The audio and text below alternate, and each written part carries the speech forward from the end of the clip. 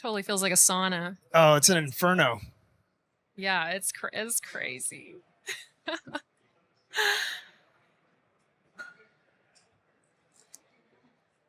So we're just going to give a couple minutes to let folks trickle in, get settled.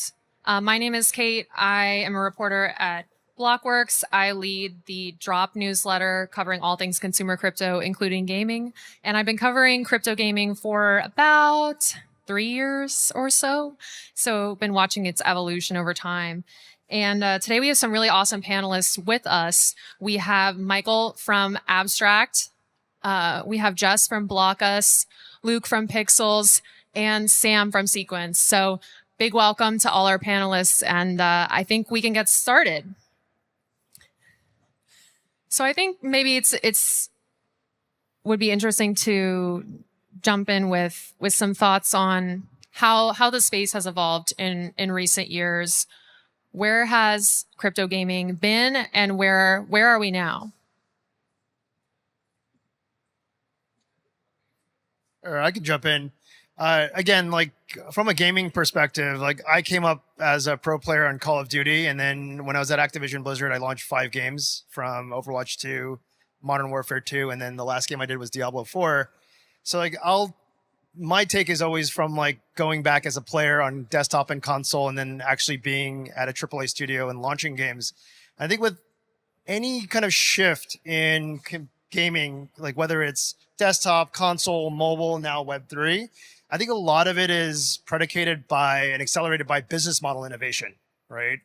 Where I grew up on World of Warcraft, Call of Duty, where it was very much pay to play. I pay $80 every year, I get the new Call of Duty. And then when mobile really took off, like around like 2010, 2012, the business model shifted to free to play. And then that essentially created Candy Crush, Clash, Honor of Kings. And I think that's what we're waiting for in Web3 crypto gaming, where it's like the infrastructure is there. There's a ton of like absolute killer game devs. And we're just waiting for, smarter people than me to figure out that business model innovation that just really accelerates the space.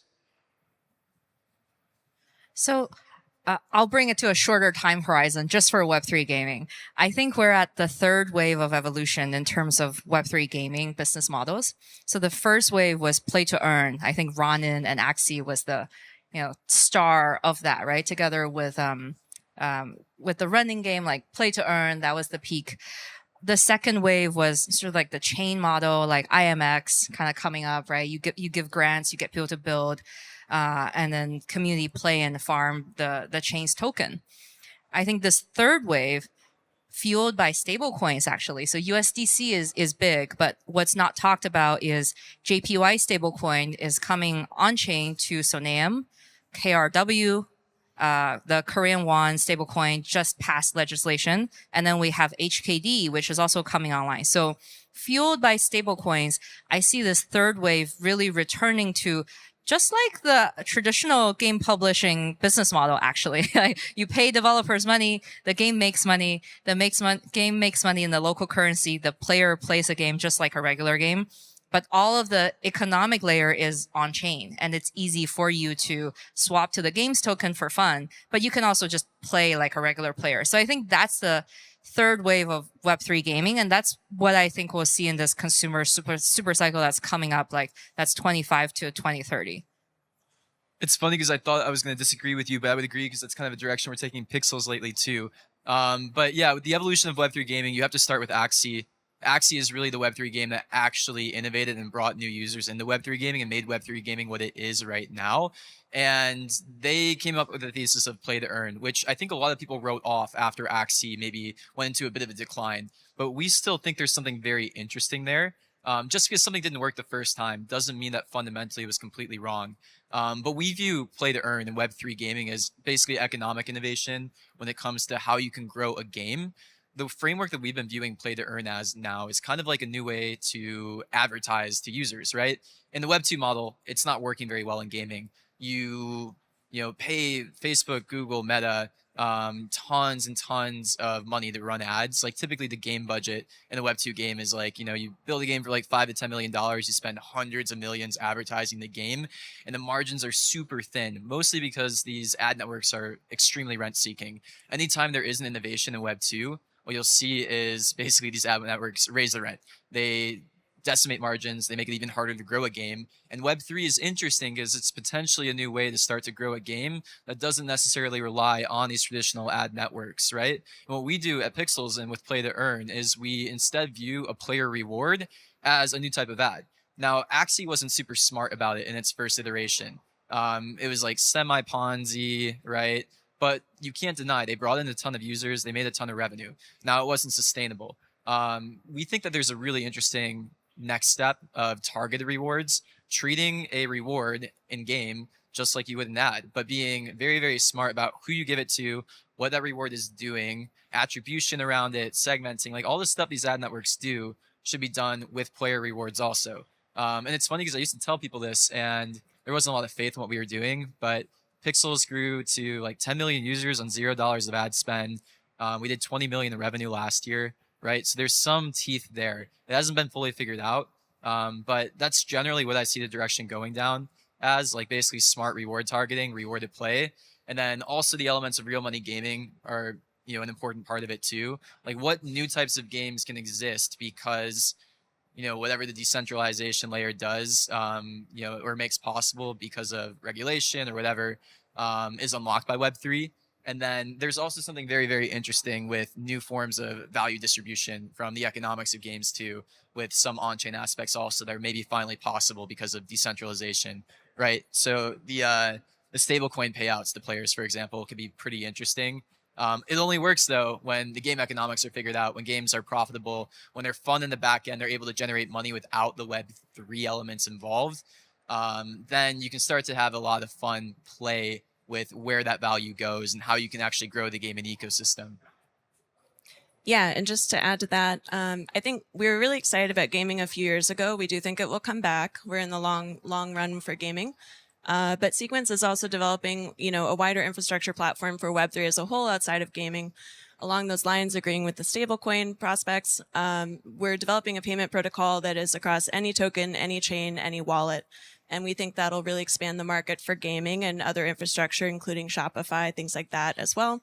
So we can expand to underbanked countries like LATAM and all of these other areas, which expands the payment network and the ability to process different coins across different games. So I think we're seeing an evolution in terms of the way that we can pay on different games, stablecoin usage, but also we're kind of seeing this movement to more mobile games, right? So this is smaller sessions, 20 to 40 minutes instead of several hours. And we're thinking about how that evolves in smaller screens as well. And so now that we're in this current environment where things have maybe contracted a little bit, things are a little cooler, the energy is not quite so hot around crypto gaming right now. What does success look like for a game in this space today? So Pixels has contracted a little bit, so I can speak on this, right? We had huge DAU numbers last year. And what we've seen is, truthfully, there's less Web3 gamers now than there were 1 year ago. About 1 year ago, we hit 1 million daily active addresses. It was probably about 500,000 to 600,000 real DAU at the time. And what we were hoping was the market would continue to expand with Web3 gamers, right? And we were targeting Web3 native gamers as well.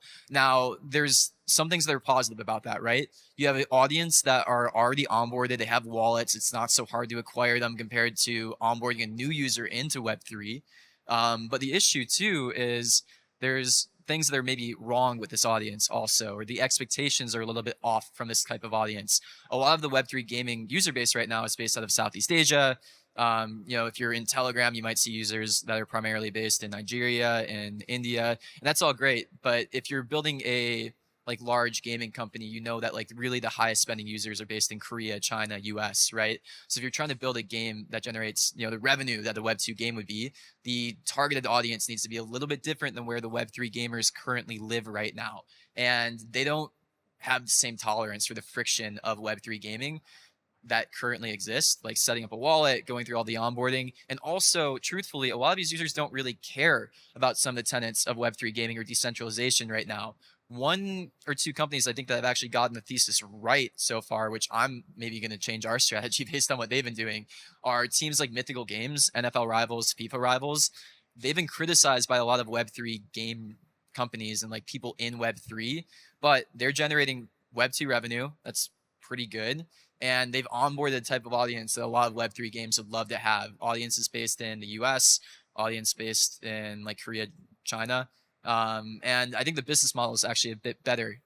So we've been thinking about that a lot too. How do we make the best parts of Web3 available to people who are not so interested in the tenets of Web3, make that experience onboarding to them even easier? For us, what that might look like is releasing mobile apps that have a lot of Web2 monetization, and then end games still have Web3 elements for the people that want to participate in that, and have more like, complexities as people progress. Yep, I'd agree with that. So with any product, but games especially, like good product management is a great user experience, reducing friction, making something sticky, making it usable, providing value to the user. So I direct the product department at Sequence. That's something we think about a lot. But in terms of onboarding Web 2 and Web 2.5 to Web 3, there's a big hurdle, right? And the initial onboarding flows were pretty clunky and they were built to be utilitarian. So how do we bring like a Web 2 ease, like Amazon one-click shopping, to everything in Web 3? We're thinking about that in terms of onboarding documentation and other flows to make things analogous to Web 2 users. Web 3 devs is about 8,000 active devs maybe. So there's a much larger pool of Web 2 developers that we can access. Think about all the people who use AWS, for example, or GCP. That's a huge swath of users that we can bring into Web 3. So I think Pixels is like the epitome of a successful Web3 game today, right? It's like the North Star where everybody wants to be. But for new up-and-coming Web3 games today, both player and investor appetite have just dropped off a cliff. Let's be honest. Most Web3 native titles today cannot get funded in this market, right? So I think that's their biggest hurdle. And it's hard to get community attention. Like Pixel was the top of what that could look like. And it's very hard to replicate for, I think, a variety of reasons, and consumer tiredness, the market, and not having the, everything all together. So for this type of Web3 native title at Blockworks, we really think about how to help them be financially successful and solvent as a studio that gets a game out. So we actually work a lot on tokenomics and how to have them launch a token and help them guide and protect their token price. We think a lot for them about that. For the small Web3 native studios, that's kind of struggling today, right? Let's keep it real. Outside of that, we actually keep it pretty boring. We look at bringing iconic IPs on chain. So the Grand Theft Autos of the world, the Sonic the Hedgehog, the Angry Birds, because, we think that's what's gonna, that's gonna be the leverage that's gonna crack open the door to Web2 consumers in Japan, in Korea, and in the US. And these audience do behave differently. So Japanese audience is extremely loyal to their IPs, even if it's a niche community, very high investment, very high wallet size, a lot of emotional investment over time. So if you can get a specific IP on chain, you're going to have a very long-term and loyal fan base for a long time, right? Whereas I think US is much more about what your friends are playing. If GTA is coming out, if Phantom, if Assassin's Creed is coming out, you want to play that. So that's how you play it. And Korea is, we haven't cracked Korea yet. We're figuring it out, but there's a lot of potential. I think in general, crypto gaming is in the same spot it's been in the last two cycles. We are still waiting for that breakout hit, right? When you look at any gaming, computing environment, desktop, console, mobile, there's always that one game, that one title that literally blows the lid open, onboards tens of millions of users who are just trying to have fun, play this game, meet friends. It's a part of their identity. And I think we're missing that. And then even the framework of how we talk about crypto gaming is completely wrong, right? When you talk about, players, nobody self-identifies themselves as a console player or as a mobile gamer, right?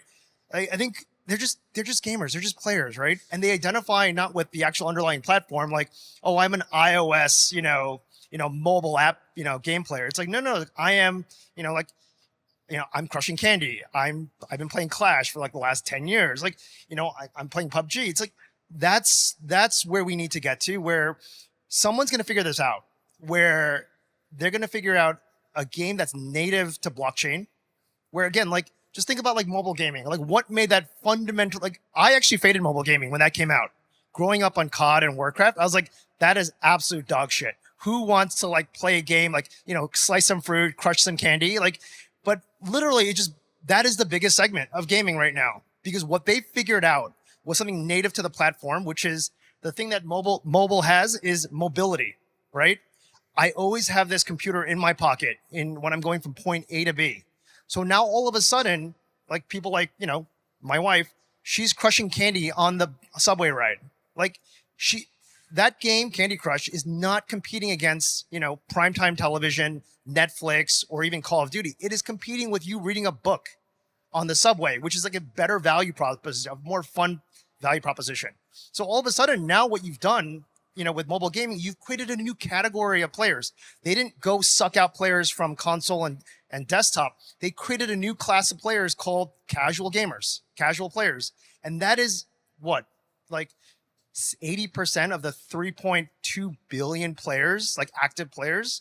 And of course, these games are going to trip over billions of dollars. It's like Honor of Kings has made $18 billion to date. Candy Crush 12. It's like, what is it? Clash is 10. So someone's going to figure that out, and literally money's going to fall from the sky to whichever GOATA team figures this out. And so we're still waiting for that one game. And that game is a fun game that's native to the actual technology, blockchain, that draws in a net new audience that hasn't been, kind of catered to before. And then ultimately, it's a fun game that connects people. Yeah, and so I think this is interesting as well. And this is, again, something we've been seeing for a few years, is this question of, okay, so yes, we need a good game. We know this. However, what do we do about the crypto side of it? Do we abstract it away? Do we hide it? We've seen a wide range of it. We've seen fully on-chain games that maybe are catering to a specific crypto trading audience that just wants a gamification layer on top, maybe a little bit of betting, gambling, energy. Then we've also seen on the other end of the spectrum, games that are purely social. There's very low financial stakes, and they're merely using the blockchain as a digital ledger for in-game activities. But the players may not necessarily. Do you think we fall in terms of that breakout game? And is there even a point in having games where the players don't know that crypto is in action? I think crypto should be obfuscated out of it. I mean, that's what we did with all other types of infrastructure. When you think about like you're driving your car on the road, or you think about how the bridge is built or how the road is constructed, it just works, right? And that's the magic of a really good product. You don't think about it.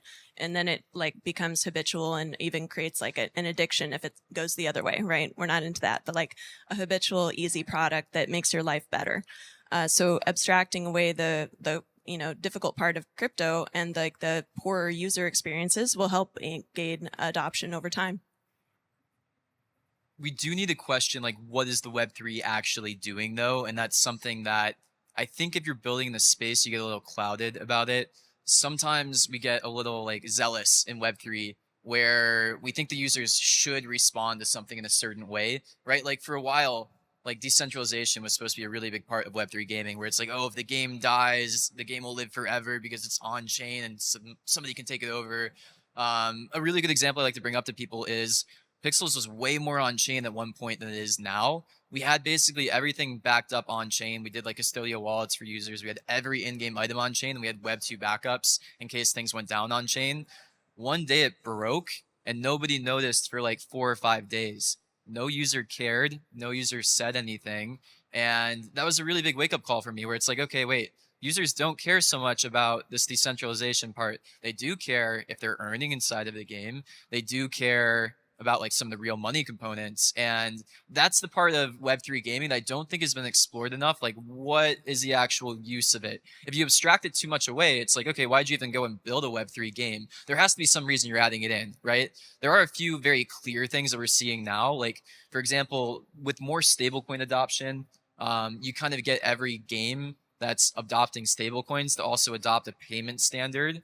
So that does open up some pretty interesting interoperability use cases. Like, one thing that we're doing now at Pixels is we started doing publishing, right? So we actually have multiple games using our token, and the Web3 part makes that much easier. We didn't have to build any infrastructure to have multiple games use the Pixel token. Because it's an ERC20, and they've already done the work to integrate ERC20s, now it's kind of free, right? Like, they can use our token as a payment, and it's not so much work. But when it comes to the actual gameplay experience, I'm starting to lean more towards not viewing Web3 gaming as Web3 gaming, but viewing it more as real money gaming. Whether that be casino or gambling, I don't think it has to go too far. I kind of view real money gaming as like a gradual curve, where on the left side of the curve, or like line of the graduation, you might have Candy Crush, right? There's like no real money involved. On the right side, you might have full casino. Now, where Web3 gaming actually might be useful is because of, whatever decentralization you need for, sufficient regulation. You might have actually unlocked a new category of games that weren't legally allowed to exist before. And I think there's something interesting there. There's clearly appetite in Web 2 for real money gaming. You're seeing things like, DraftKings or Stake become a lot more popular. And, I don't think that's the direction I would want to build my own gaming company, but I think there is something in between that feels a little bit friendlier, has some real money stakes inside of a game, but isn't like crazy gambling like that too. The risk to earn that model that's been popping up recently, Cambria is a really good example of that. Has been pretty interesting, and I think a lot of games are taking note where, maybe there's like a tournament or some kind of buy-in that you do, and the stakes add a different mindset to the gameplay. It makes it more fun for some people. It like activates something else in your brain, and you're like, okay, I have some money in here. I'm risking my own thing, and then maybe I'll have some outcome there. So I would love to see more experimentation with like that spectrum there, because I think that's been a little unexplored inside the Web3 gaming. People are taking way too big of bets where they're building games for like 5 years and they don't actually get to experiment with the like actual value prop of the Web3 side of things. We'll probably start exploring a bit more there ourselves, to be honest. Yeah, I'm definitely camp boring when it comes to role of Web3 in gaming. I think it should just be the currency. Like, you publish a game, the Japanese version is in Japanese, uses JPY stablecoin, and maybe gets published on a Japanese chain. And then the US version, the US server effectively uses USDC and gets published on a US chain. And that's just it.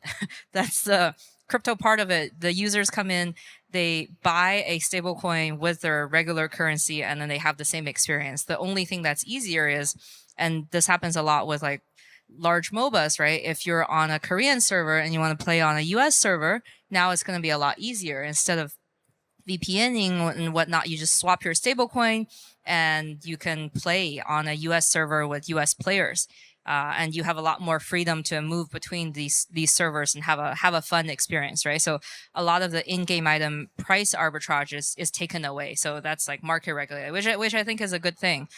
And then in terms of the studio token or the title token, that's more so just to track the value the brand or the IP creates, and you can buy that as an investor, and you can earn a little bit for being a loyal early fan, but it doesn't have to come into the gameplay experience at all.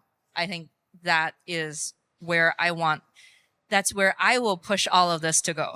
For anyone that works with me, I'm like, go this way. Nobody cares about the tech, like especially players. Like Call of Duty, everyone knows Call of Duty or has played it. No one can name what game engine that runs on. Like if you actually talk to the Call of Duty core devs, they don't even know. And the answer is actually a bespoke game engine. But again, nobody cares, and they don't know what cloud is running on, right? Whether, and it also depends. That's the answer. It's like whether you're playing from China or you're in the US. So I think that should answer that. Nobody cares about the underlying infrastructure other than that it actually works and it performs well, right? And again, like I'm biased because we literally created a platform called Abstract, and we're abstracting away all the crypto nonsense. And where we focus our energies, we're a publisher. Like there's an underlying blockchain, but what we built on top of the blockchain is a combination of crypto version of Sony PlayStation Wallet meets Apple App Store meets Twitch. And what that does is I'm in the business of user acquisition and user retention.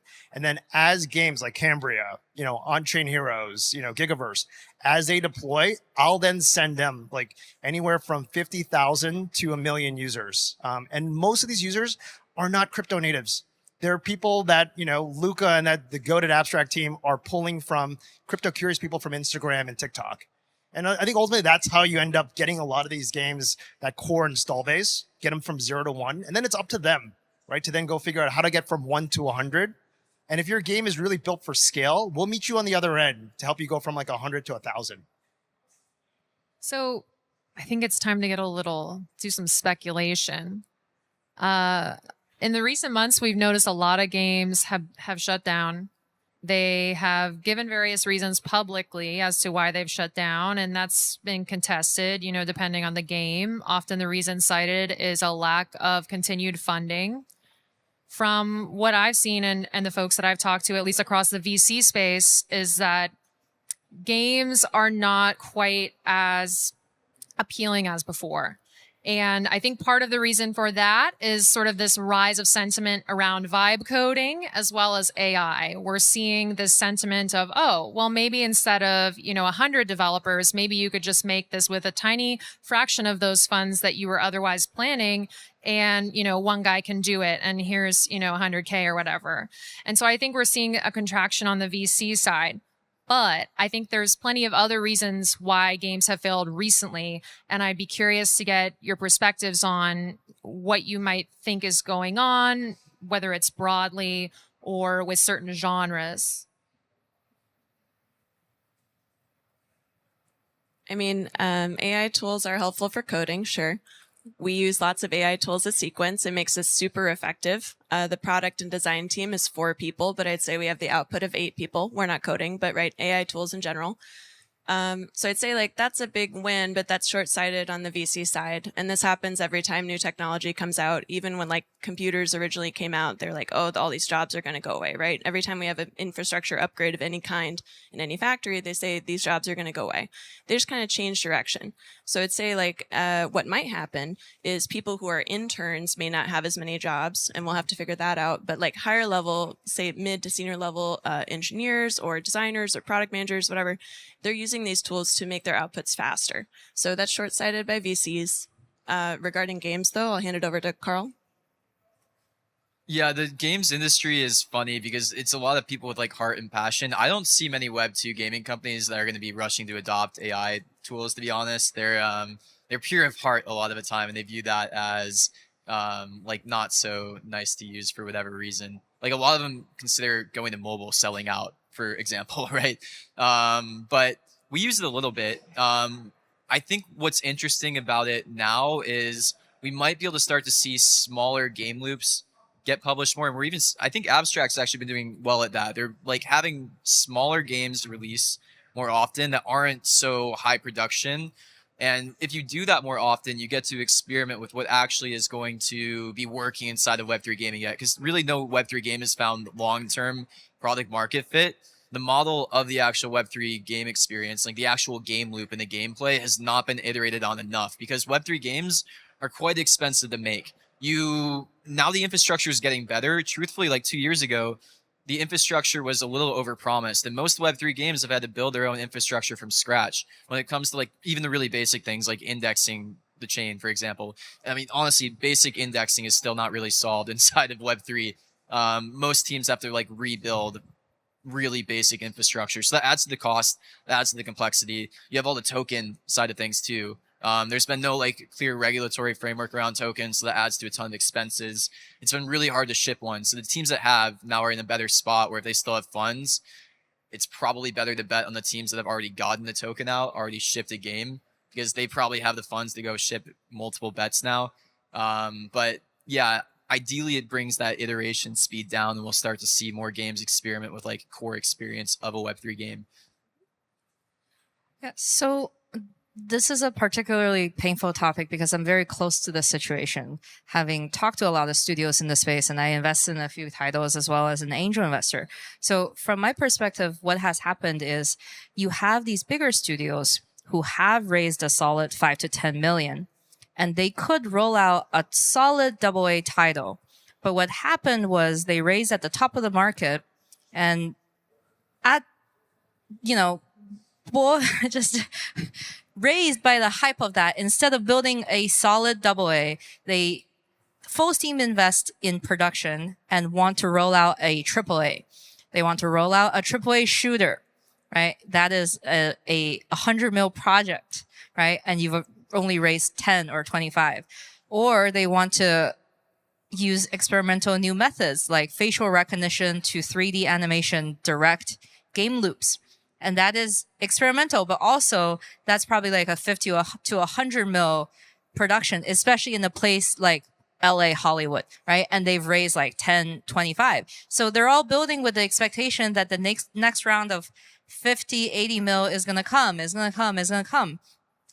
And this is the third year. So those studios have ran out of money. And the problem is the titles that did receive those 50 to 80 mils did not deliver. They did not deliver financially, and they did not deliver anything that's innovative in terms of playing and game design, right? So investors were extremely, disappointed, down bad, probably looks bad in front of their friends. So they've all pulled back. So this is how the big titles have died that I saw. For the smaller titles that raise 10 mil and then do a couple casual titles on Telegram, right? And go on to launch a token. What I saw there is they do well. Some of them do well with the game as well. The game has good traction. But then the token, once they launch it, for whatever reason, doesn't do well. So those studios go out with a 100 mil FDV token, thinking it's going to go to 1 billion because they got listed on OKX or whatever, or Gate, right? But then it falls to 40, and then it goes to 20, and then it goes to 10, right? And I think maybe there's a disconnect with communication because those games are making revenue. So maybe they just need to communicate to boost crypto investor confidence, right? And they're doing something wrong. But yeah, that's also killing confidence in casual studios because from a VC's perspective, okay, I invest in something at a 50 mil FDV market cap. Your token goes live at 100, and by the time I'm unlocked, it's at 10 mil. So maybe gaming is just not a good industry. Well, if I can add to that, I think what the industry actually needs to figure out is how to do token value accrual, and do that in a legally compliant way, which there's probably new innovations coming out soon. If you haven't been following app tokens, it's a new standard that Limit Break released not too long ago. There's probably some interesting ways to do it. There's more regulatory frameworks coming too, but that's the unsolved question, which I could tell you were subtly saying that with some of the stuff you were saying before, but it's one of those things you can't really talk about too much yet either, because it's still not super clear on how you can do that in the best way. Yeah, for sure. That's what actually a lot of my work is around, because I see these game studios and I do feel bad for them, right? Because they build a game and the game is good, and then they go out there and they're like, okay, I just need to get on a tier 2 exchange and I'm good, right? And then they go out there and their token gets sniped, and there's all these mev bots and things they never know about, and then it just drops and what's going on, and nobody knows, and they're crying in their rooms basically, right? Where instead, I think a better approach is to start lower and work your way up in a value accrual way that both shields your token from these attacks, because a micro cap token is not going to get as much attention as an 100 mil. And you just don't have that much liquidity to attack, first of all, right? If you don't open up perp, it's going to be better.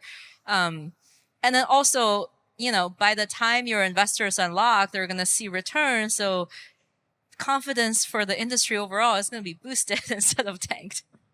Yeah, and I also think that touches on something else that I've noticed, is that it seems like for some folks at least, the token can be, of course, a way of raising capital, but it's also a marketing strategy. There's been heavy focus on airdrops to attract users to get that hype started. And so I think Luke touched on it a little bit with app tokens being a possible avenue forward. But I'd be curious, Michael, to get your thoughts on what should game developers do with the token side of it? Should they have one overarching token across a portfolio of games, perhaps multiple tokens? How do you navigate that space as maybe a smaller developer versus a slightly larger one? I think most crypto games don't actually need a token, right? In that, why do you have a token? Like if your underlying business model is the same as a mobile game, free to play, then you're just having a token as a form of, like, some kind of like exit, right? It used to be where you get big enough, like Activision Blizzard, and you go public, or you get acquired, right? But it's like, this is like yet another like path to an exit. And people haven't really thought that through, where it's like, I'm going to use the same Web 2 business model of free to play. And then if you do free to play, top of funnel has to be like 1 billion users, because only about 1.5 to 3% are going to pay to skip levels and buy your skins. And then you wonder, it's like, oh, I have 100,000 users top of funnel. And then by the time at the end of funnel, your crypto game has 28 daily active users. So like, people don't really think that through.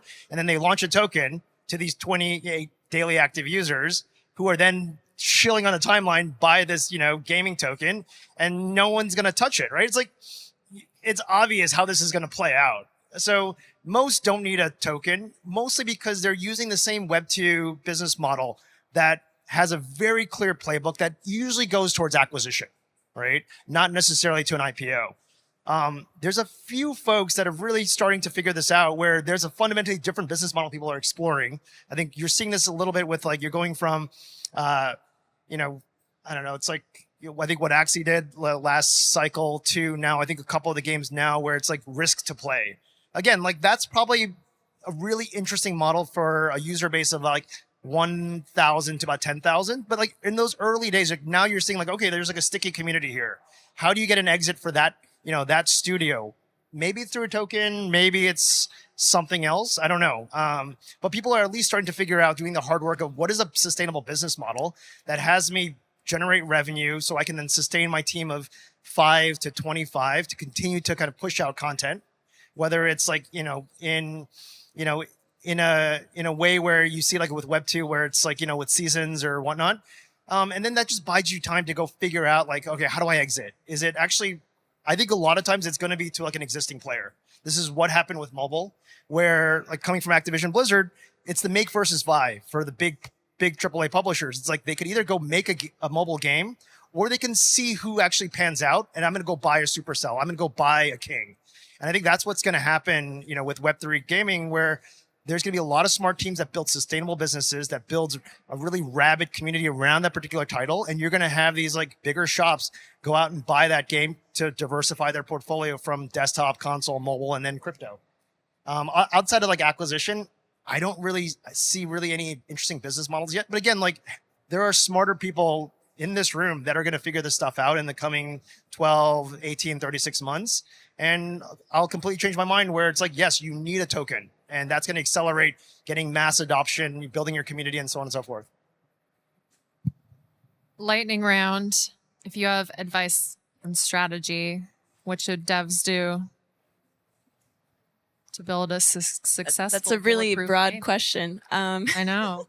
Let's make onboarding documentation easier. Let's make it easier to adopt, better sandboxes, et cetera. That'll help people onboard. But along the lines of like no tokens and how do we get games to keep developing, make the infrastructure cheap and easy to use, and give devs a way to monetize where they get like a 50-50 rev share on transactions in game. I'm advising teams lately, like, do your initial monetization completely Web 2, like in App Store if you have to. Have Web 3 components be later in the gameplay and have that be like a value add later. But like make fiat revenue as quick as you can. Devs should work with Blockworks to launch a successful title. I'll give you two answers. One, for people who are building games, go back to first principles of what made any game that you grew up with amazing. It's just fun. Build a fun game, which is actually really hard. But if you build a fun game, people will come. And if you're an ecosystem, you should be a publisher. Your job, my job as Abstract, is to send users to these games. That is not the tech. I'm sending actual real users who want fun kind of, workloads to spend their discretionary income. Well, give it up for this amazing panel. Thank you all so much for sharing your insights with us. Really appreciate it.